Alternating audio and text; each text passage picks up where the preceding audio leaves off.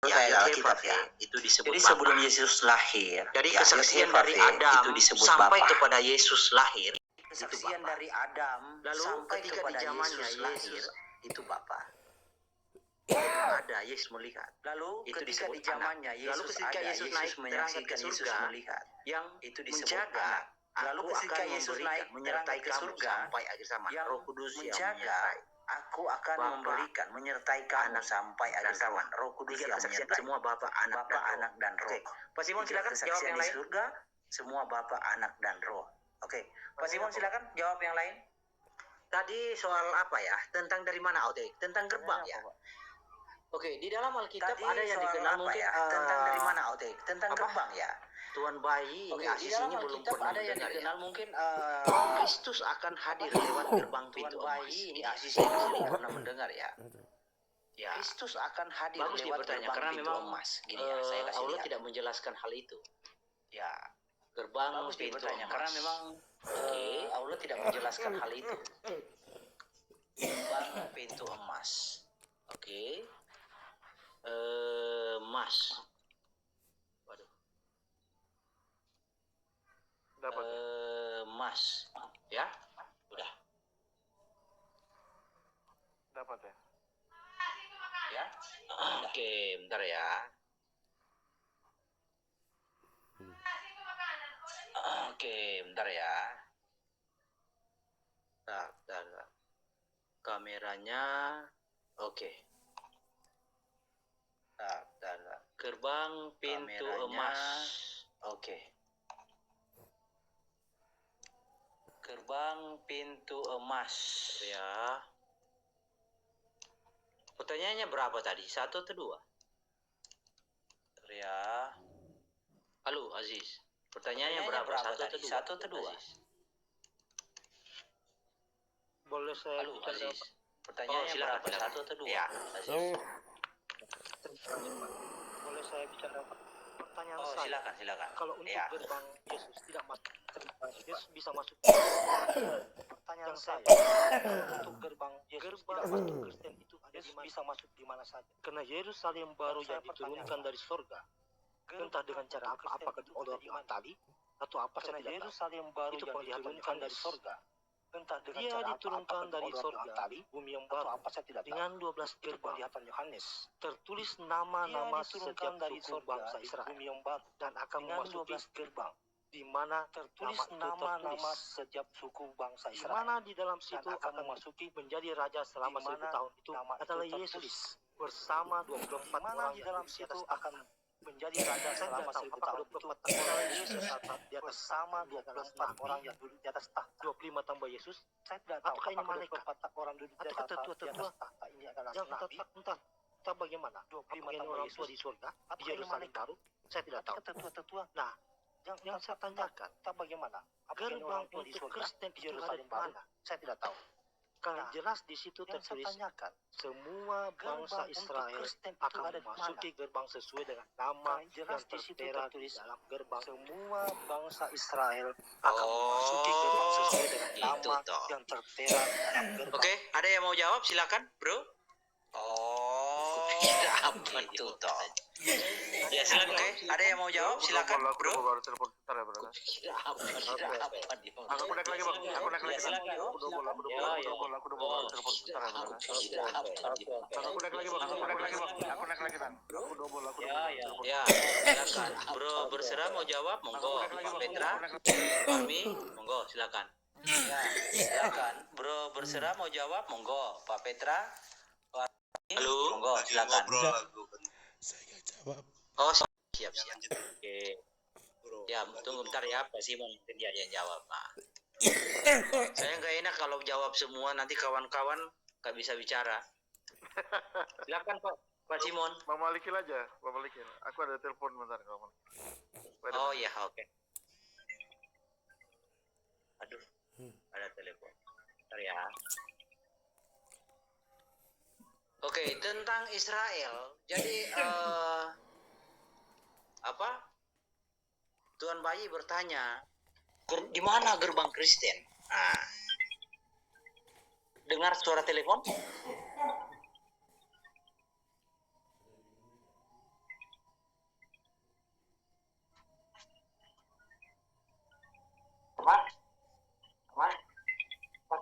mau telepon. Ini buat telepon. Maksud abang ini nih yang Iya. eksplisit Udah ya. eksplisit nulis Kristen gitu dalam ini gitu. Apa gimana? Dia kan bertanya, Mama. Nah, Bertanya. Silakan. Mau jawab silakan. Bang, harus ke ayat ini dulu. Ya, Pergilah dan silakan. jadikanlah semua bangsa itu muridku. Sementara Kristen itu adalah pengikut Kristus. Oke.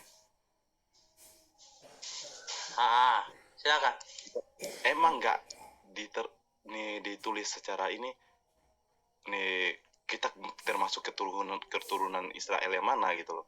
Tapi ayat pergi dan jadikan semua bangsa muridku itu udah pastikan ada gerbang untuk Kristen gitu loh. Dan Kristen itu bukan bicara tentang suku tapi tentang pengikut Kristus gitu. Kamu akan bersama-sama dengan aku di Taman Firdaus. Karena ada ayat seperti itu kan. Ini kalau bicara tentang gerbang mana ya di situ cuma dituliskan bangsa Israel, Bani Israel gitu. 12 Oke. Bani. Mau cari nih benangnya ke Kristen, ya kita nih pengikut Kristus, bukan masalah tentang kita dari suku mananya Israel gitu.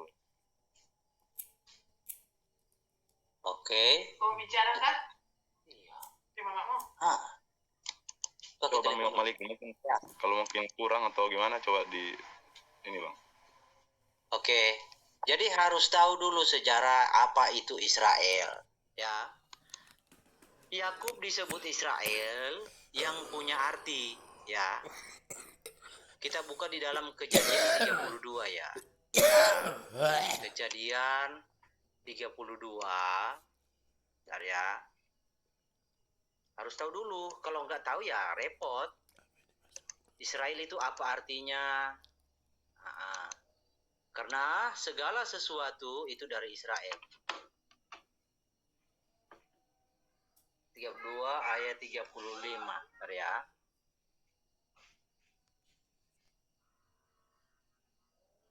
Itu sekarang Israel tidak makan daging. Yakub katakanlah, tetapi sautnya Yakub Niel, aku telah berhadapan. Oke. Namamu bukan. Oke. Nih. Lalu kata orang itu, namamu itu tidak akan disebut lagi Yakub, tetapi Israel. Kenapa disebut Israel? Sebab engkau telah bergumul melawan Allah dan manusia dan engkau menang. Ya. Nah, pergumulan Yakub ini sebagai tipologi.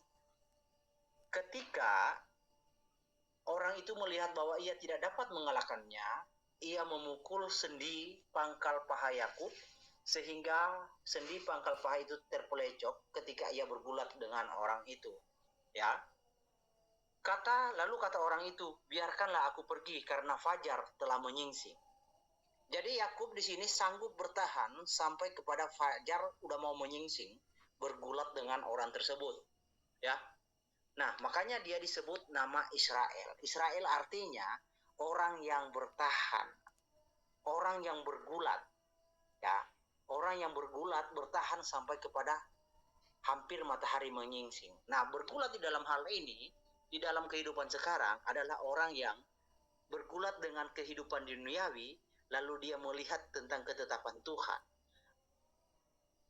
Artinya, di dalam kehidupannya, di dalam godaan dunia, dia selalu mengedepankan firman Tuhan.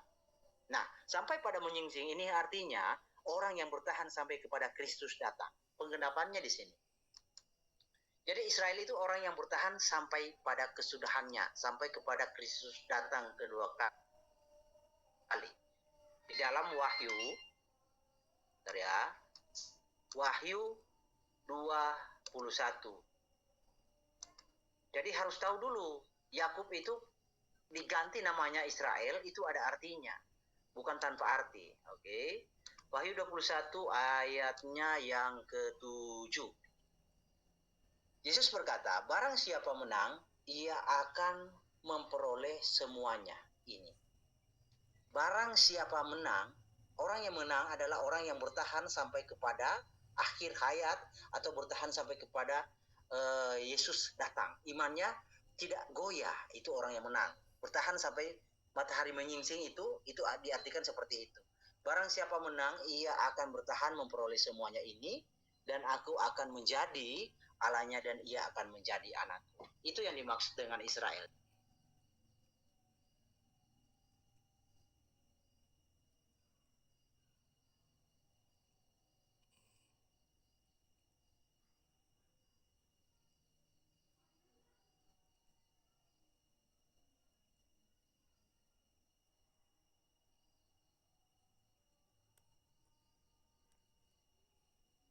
Sanggup bertahan sampai kepada matahari itu mau menyingsing.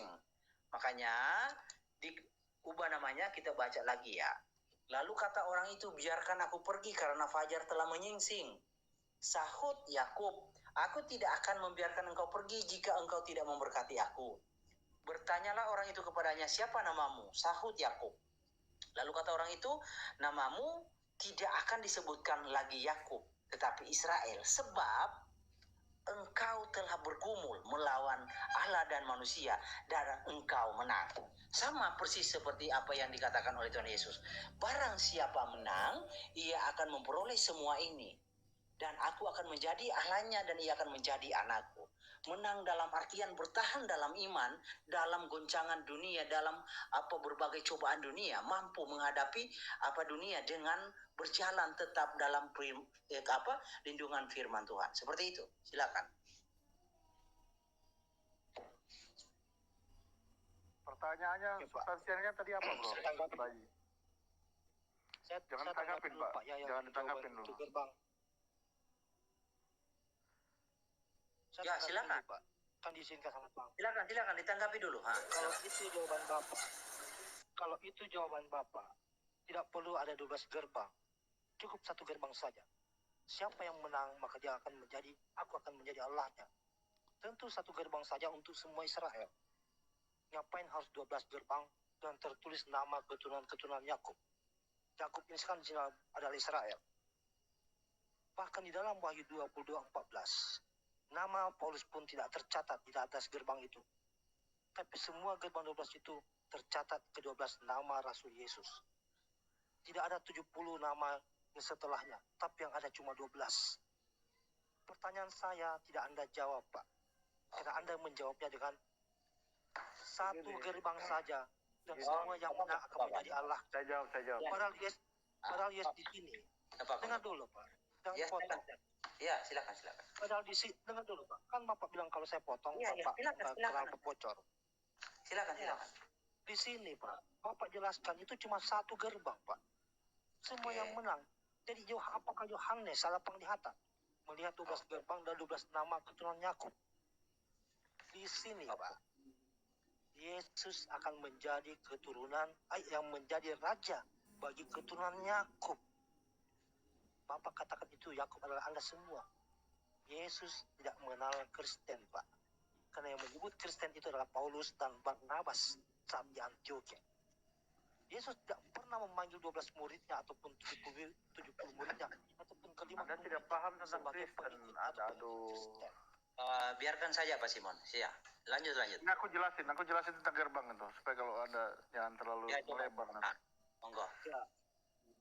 Anda bertanya tentang pintu gerbang 12 buah itu kan? Ya toh? Di Wahyu 21 ini, Pak, ayat dengar 12. dulu, Pak. Jangan dipotong dulu, Pak. Saya minta maaf, Pak. Nanti kalau saya potong. Ya, silakan lanjut. Biarkan dia Pak Simon. Nanti saya persilakan kepada Bapak. Ya, nanti saya persilakan kepada Bapak, baru boleh Bapak menanggapi. Seperti pertanyaan saya, Pak. 12 gerbang itu tertulis keturunan Yakub. Tidak ada satupun gerbang untuk Israel rohani. Tidak ada. Kalau Bapak Amalek menjelaskan tadi, itu intinya hanya satu gerbang. Siapa yang menang, maka dia akan menjadi anakku. Padahal Yesus tidak menyatakan itu kepada Kristen. Karena Yesus berbicara di hadapan orang-orang Israel. Dan Yesus tidak pernah memanggil pengikutnya sebagai Kristen. Sekali lagi, 12 gerbang ini tidak mungkin dikurangi menjadi satu. Dan tidak mungkin 12 ini masuk orang-orang Yakub rohani atau Kristen menurut kalian. Karena ini tertulis nama keturunan Yakub sesuai nama anak-anaknya Yakub yang 12 orang itu. Bahkan Paulus yang merupakan rasul andalan Anda tidak punya gerbang tertulis di Yerusalem baru itu. Jangan sampai Tidak ada nama Paulus dalam Matius 22:14. Biarkan, Jangan biar. dipotong dulu, Pak. Tidak ada Tidak boleh Anda satupun. mengatakan rasul andalan Anda, tidak boleh Iya, begitu. Bro. makanya nanti Bapak Nonsense. tanggapi, Pak, ya. Kalau saya bisa Tanggapi nanti dibaptis ya. Bayi kecil, Anda bertanya bukan membuat kesimpulan. Iya, Anda membuat Iya, kesimpulan. saya tidak aneh. membuat kesimpulan, makanya saya akan katakan Oke, tanggapi. Anda kan Tapi tanya, sebelum itu saya ini bicara bayi dulu, Pak. kecil bentar, bayi Belum, kecil belum, bentar. Pak, belum. Bayi kecil bentar gini. Oh. Anda kan bertanya di Kenapa mana saya gerbang tidak Kristen apa? kan? Astaga. Kamu dengar dulu. Kamu kan bertanya di mana gerbang Kristen kan? Itu yang kamu tanya kan? Karena yang ada hanya gerbang Israel. Silakan Pak Simo. Sudah, saya bisa boleh jawab. Ya silakan, silakan. Jadi pintu gerbang 12 buah itu nas di Wahyu 21 ayat 12 kalau nggak salah sampai 14 ya Pak ya. Betul ya? Itu berbicara tentang tembok kota menunjukkan keamanan yang dimiliki oleh orang-orang yang telah diselamatkan. Sekali lagi, jadi Wahyu 21 sampai pasal 21 sampai ayat 12 sampai 14 itu mengatakan bahwa itu berbicara tentang tembok kota, Pak. Menunjukkan keamanan yang dimiliki oleh orang-orang yang telah diselamatkan dalam kota yang baru itu. Jadi bukan berbicara tentang di mana bangsa Israel pintu gerbangnya. 12 pintu gerbang itu melambangkan Israel, ayat ke-12 itu kan. Dan 12 batu dasar itu melambangkan gereja, ayat 14. Hal ini halo?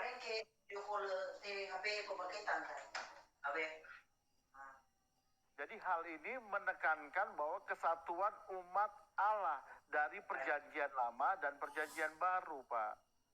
Itu maksudnya ayat ini. Jadi kita berbicara tentang Wahyu sebentar. Wahyu 21 ini bentar ya. Wahyu 21 pasal 1 sampai 27 di situ akan ada diceritakan tentang langit baru dan bumi baru kan.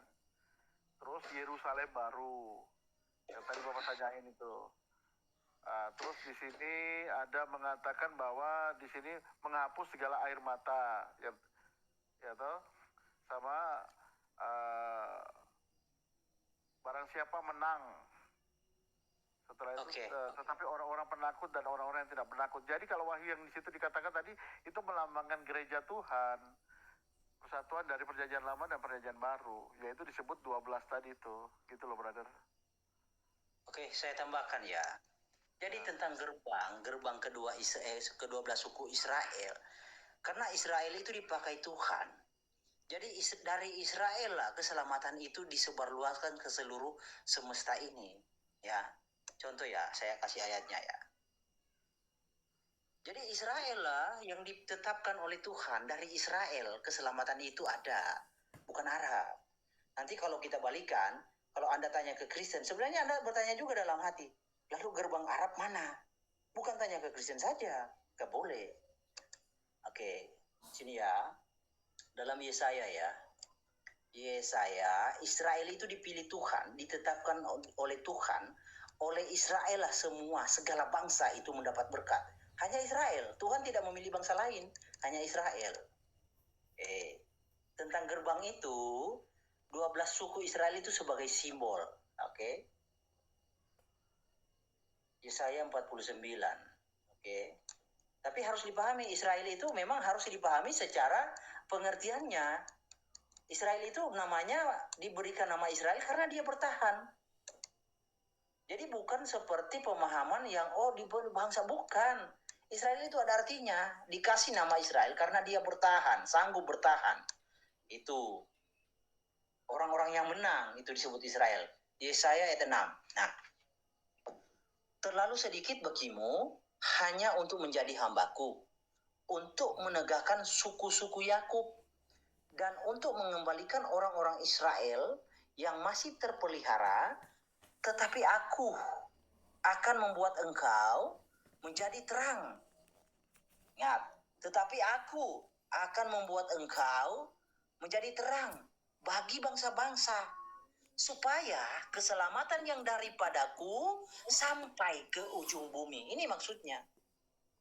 Jadi dari Israel, jangan berharap dari Arab, karena Tuhan tidak pernah memilih Arab. Contoh kayak gini. Bentar ya. Dalam Mazmur ya. Satu lagi ya. Setelah Mazmur ini kamu bertanya lagi.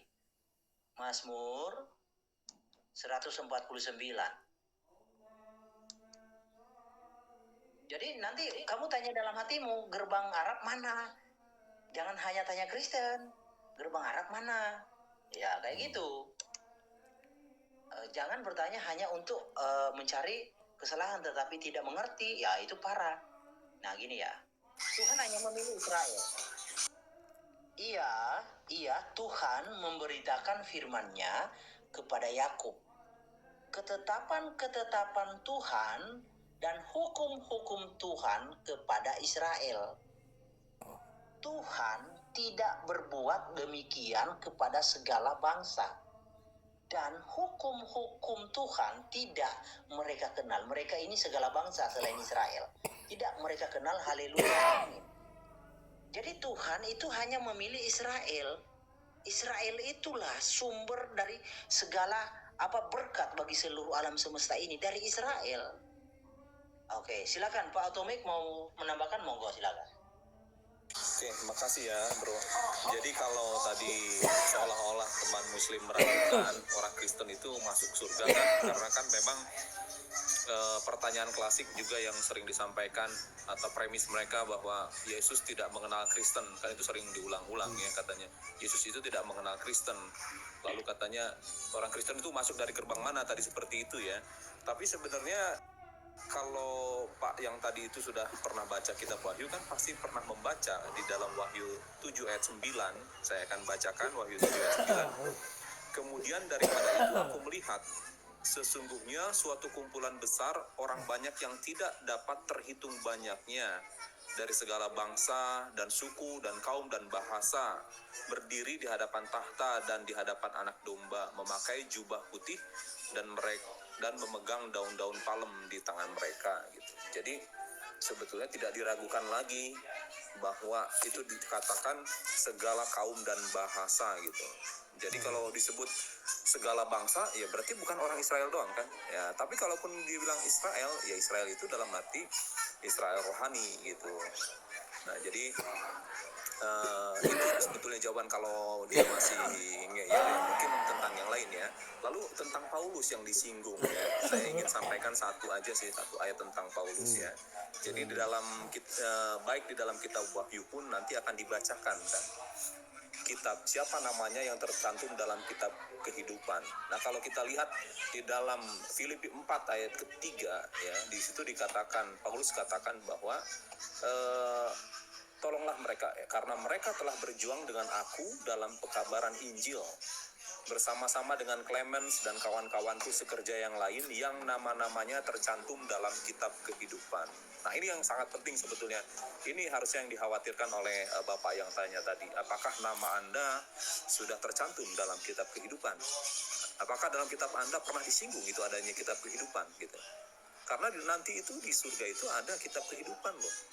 Jadi kalau nama Anda tidak tercantum di situ, ya gimana wassalam ya kan? Nah Paulus yang Anda tadi singgung, kebanggaan kami ya kami bangga dengan dia ya. Nah dia namanya, dia klaim ya, dan memang tentang kitab kehidupan ini bukan hanya Paulus yang menyatakan, bahkan tadi di dalam kitab Wahyu pun dikatakan demikian. Namanya siapa yang namanya tidak tercantum dalam kitab kehidupan akan dibuang ke neraka. Ya itu dulu mungkin bro, singkat dari saya. Ya silakan ini bayi kecil. Bayi kecil